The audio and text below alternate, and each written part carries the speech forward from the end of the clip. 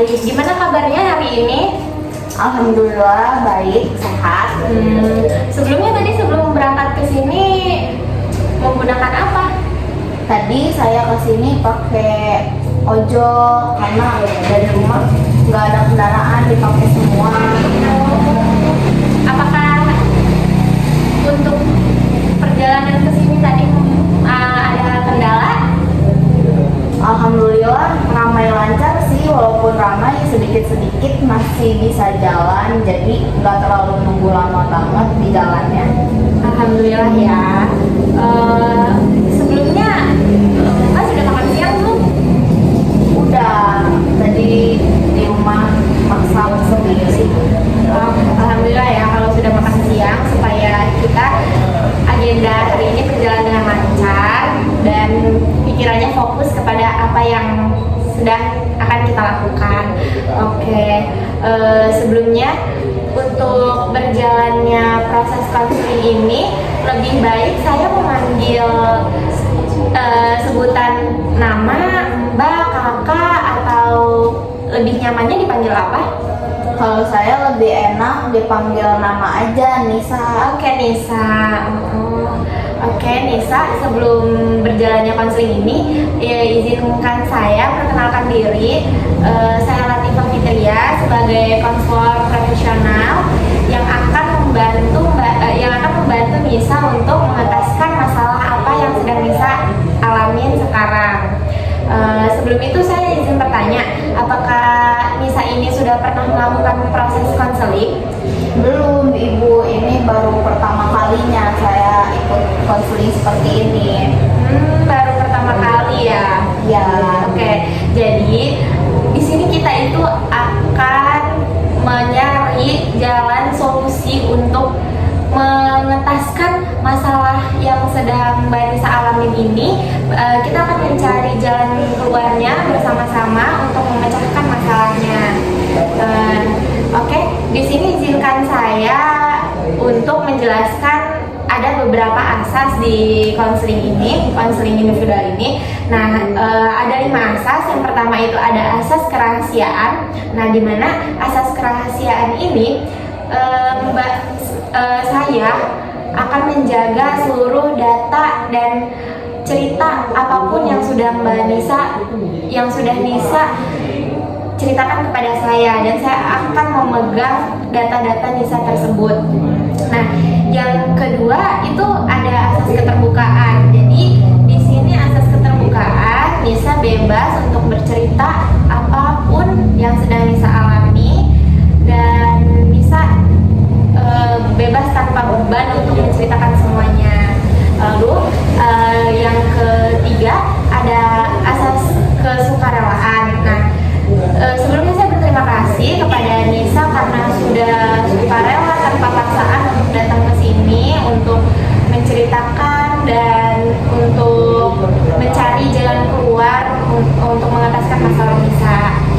Selanjutnya ada asas kekinian. Nah, asas kekinian ini dimana Nisa bebas dan Nisa bisa menceritakan apa yang sedang Nisa alami sekarang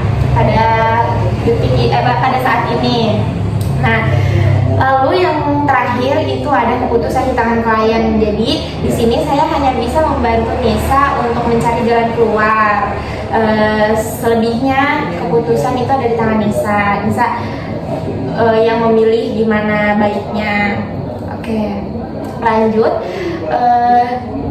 Sekarang apa yang sedang Nisa rasakan atau masalah apa yang ingin Nisa ceritakan kepada saya?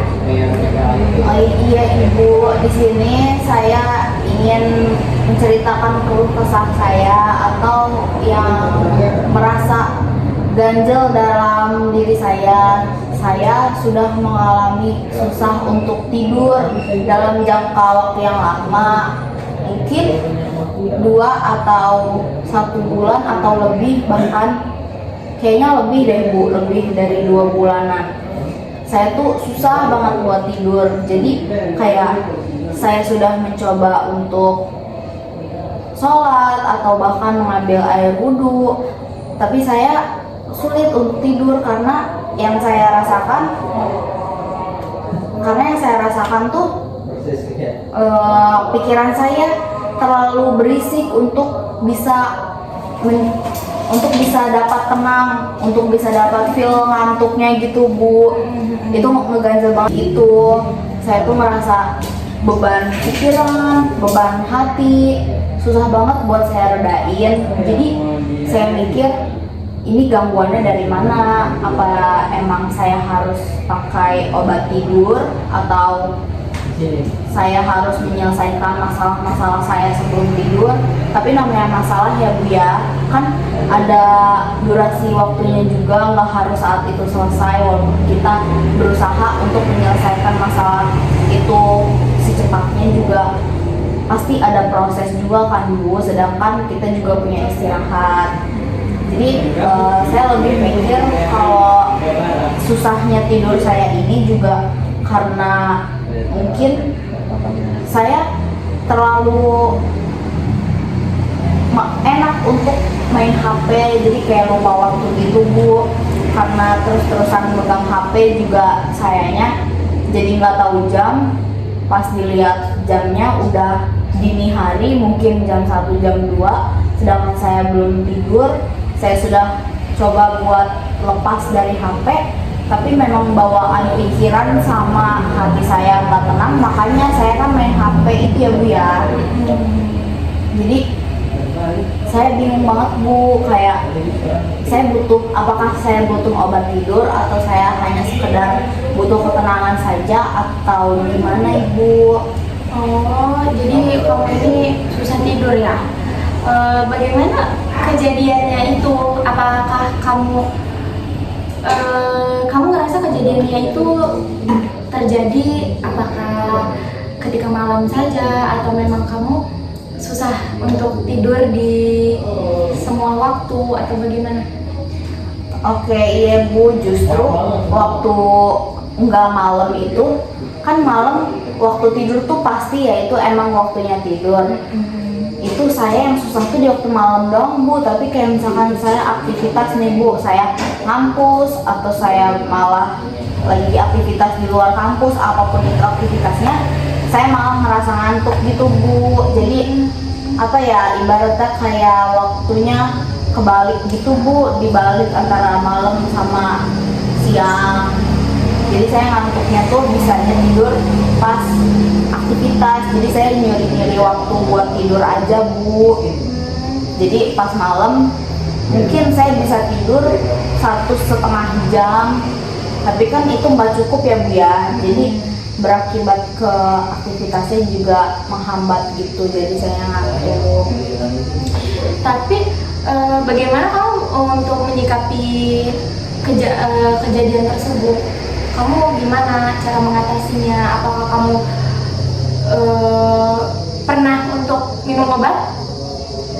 Saya untuk minum obat saya masih takut sih Bu, tapi saya udah berusaha tanya-tanya yang aman obat apa dan beli di mana. Saya sudah nemu informasinya, tapi belum saya lakukan. Kayak misalkan untuk membeli atau bahkan minumnya saya belum melakukan itu Bu, tapi saya sudah mulai mencari-cari dan saya ingin beli obat itu. Tapi apakah kamu sudah pernah melakukan suatu hal apa yang bisa membuat kamu tidur? Pernah sih Bu, waktu itu saya nemuin saya bisa cepet tidur tuh, tapi itu juga nggak bertahan lama kayaknya Bu. Saya pernah buat setel murotal gitu ya Bu ya di HP dengan volume yang kecil untuk di telinga saya aja gitu. Kan lantunannya tuh enak ya Bu ya, lembut, tenang nadanya.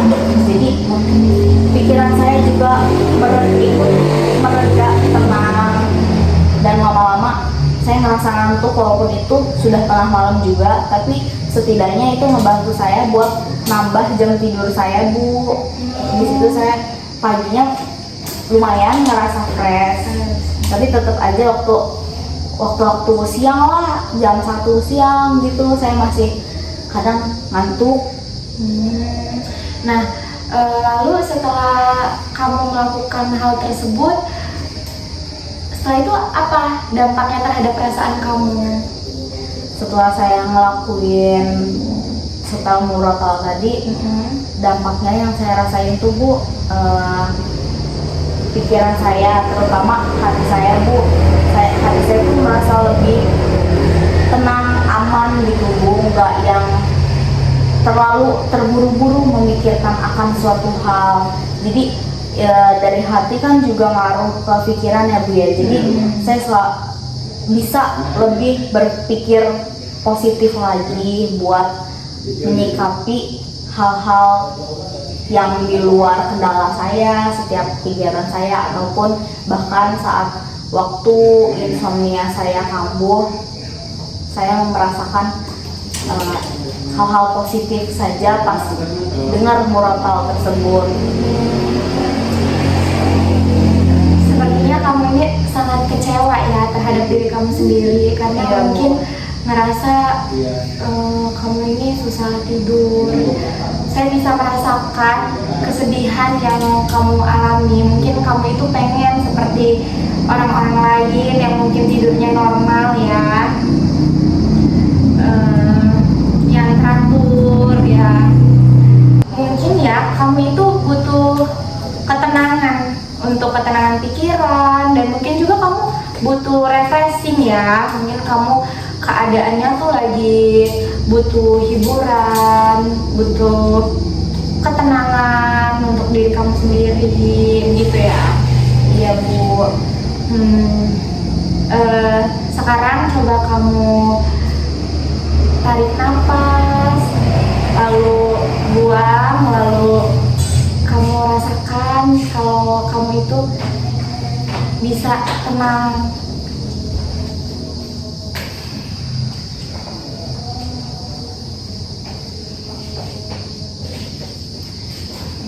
Bagaimana? Sudah lumayan tenang atau masih kurang? Belum Bu, saya masih ngerasa ngeganjel banget, belum bisa tenang. Mungkin masih banyak butuh waktu ya. Oke, sekarang kamu tarik nafas kamu, lalu tenangkan pikiran kamu.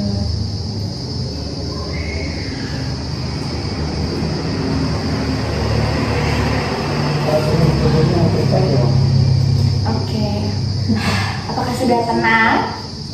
Lumayan Bu, karena udah sedikit cerita juga sama Ibu, sayanya udah merasa masalah saya ada yang mendengarkan, mungkin ada bisa dikasih solusi, jadi saya sudah mulai sedikit merasa tenang. Sudah sedikit ringan ya? Iya. Iya. Apakah menurut kamu selain kamu mendengarkan murotal, ada hal lain tidak yang bisa kamu untuk menemukan dampak yang lebih baik ke depannya?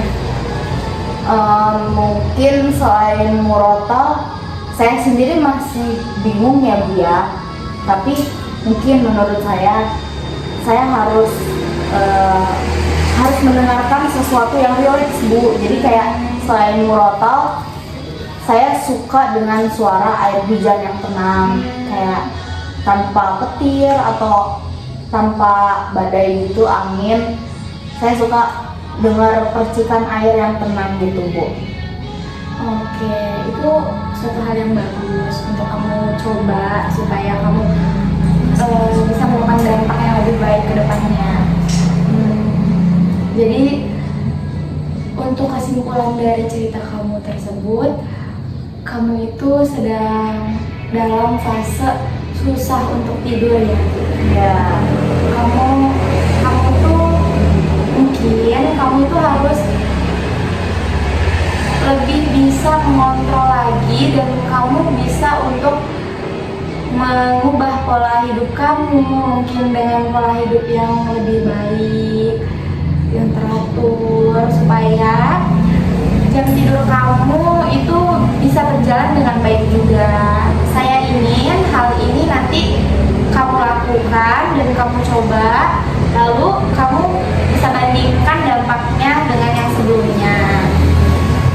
Oke, Baik, Bu. Oke, sudah paham dengan apa yang saya sampaikan? Iya Bu, paham.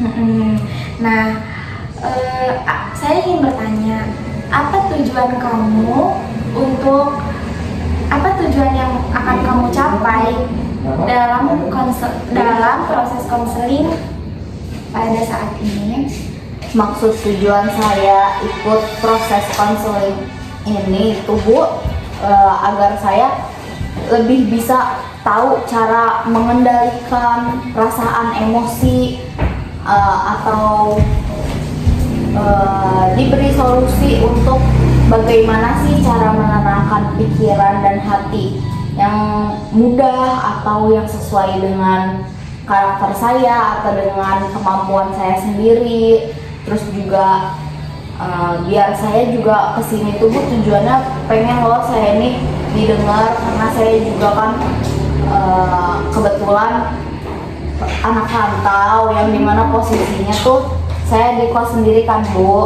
Kalau misalkan tiap hari nelfon orang tua juga kan di sana orang tua saya ada kegiatan, maksudnya mereka juga kan kerja. Jadi saya kesini buat nyari seseorang yang bisa memahami saya. Kalau temen juga kan sayanya baru kenal ya Bu ya, masih baru masuk kuliah juga, masih maba. Jadi saya masih memilah-milih teman. Mungkin juga karena saya masih maba, saya masih apa ya Bu, Butuh adaptasi. iya adaptasi dengan lingkungan saya juga. Tujuan saya ingin didengar dan ingin mendapat solusi yang tepat buat saya, itu sih Bu. Baik, oke. Kamu ini hebat loh. Kamu bisa datang ke sini untuk berbagi pengalaman kamu, untuk menceritakan keadaan kamu dengan jujur dan tepat. Jujur semua orang sulit loh untuk seperti itu. Saya apresiasi kamu sangat hebat untuk mengataskan masalah ini.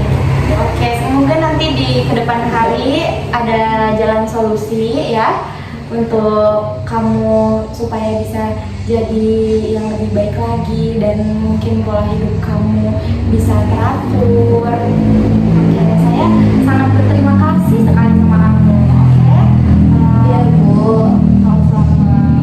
Oke, sesi konseling hari ini mungkin sampai di sini saja. Bila nanti kamu ingin ada tindak lanjutan, kamu bisa hubungin saya atau kamu bisa langsung datang ke sini untuk bertemu dengan saya. Saya selalu siap dan mendukung kamu untuk membantu kamu dalam mengataskan masalah kamu. Oke, sampai jumpa.